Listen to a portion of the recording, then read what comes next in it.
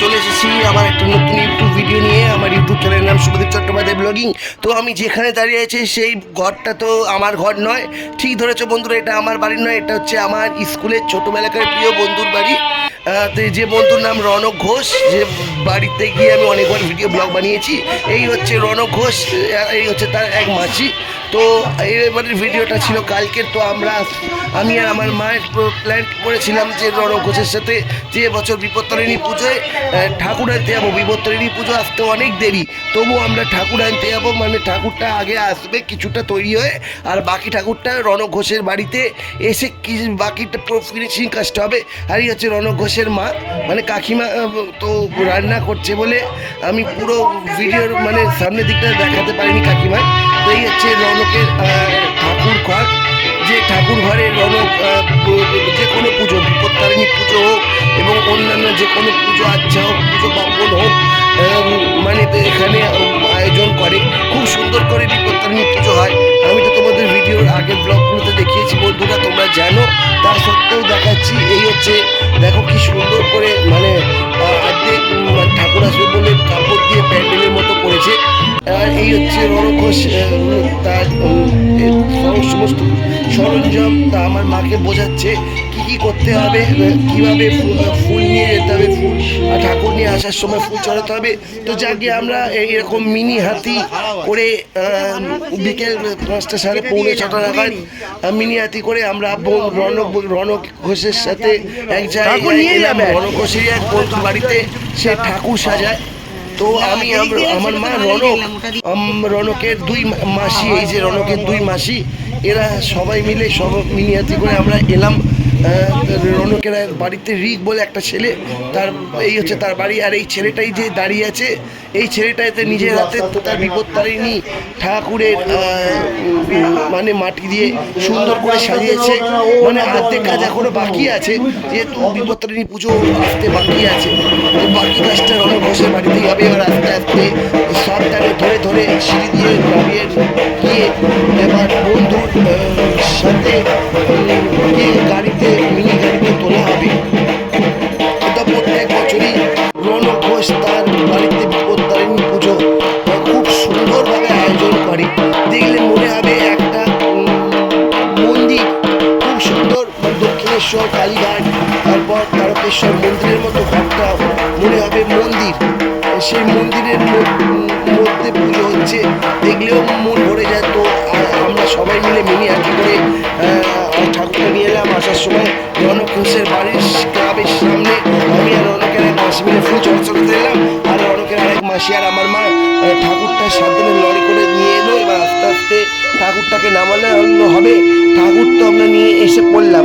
তো তবুও একটু চিন্তার বিষয় ছিল, ঠাকুর রাস্তার মধ্যে যখন ঠাকুরটাকে আনা হচ্ছিল গাড়িতে করে, তখন ঠিক মতো ধরে রাখতে হয়েছিল যাতে ঠাকুরটা কিছু একটু আঁকচার না কাটে।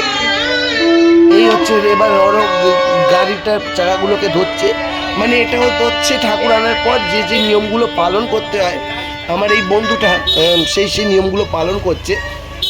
আর ও প্রত্যেক বছর তো পুজো করে, ও এইসব নিয়মগুলো খুব জানে।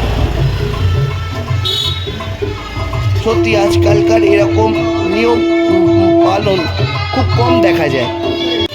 এই ঠাকুরের প্রতি অনেক ভক্তি শ্রদ্ধা আছে।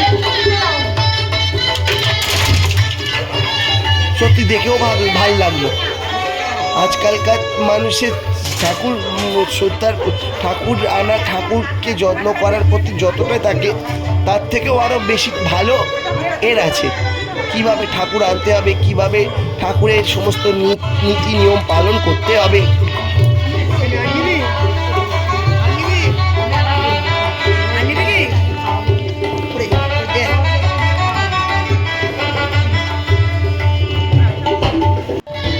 এবার আস্তে আস্তে ঠাকুরটাকে মিনি হাত থেকে নামানো হচ্ছে। এইটা হচ্ছে রিক, মানে রনকেরই এক বন্ধু।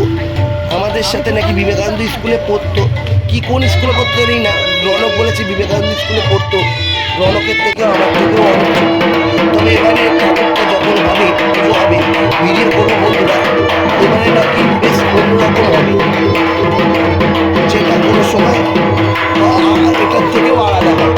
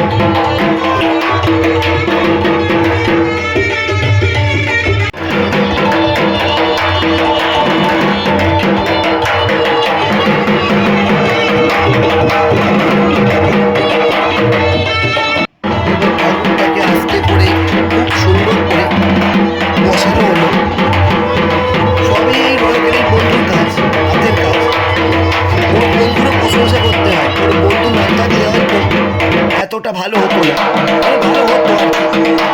এতটা সাহায্য না করলে হয়তো এতটা এগোতে পারতো না, মানে পারতো আরেকটু হয়তো দেরি হয়ে যেত। এই বন্ধুটা রণকারী বন্ধুটা আছে বলেই এত তাড়াতাড়ি সব কিছু যোগাযোগ হয়ে গেল।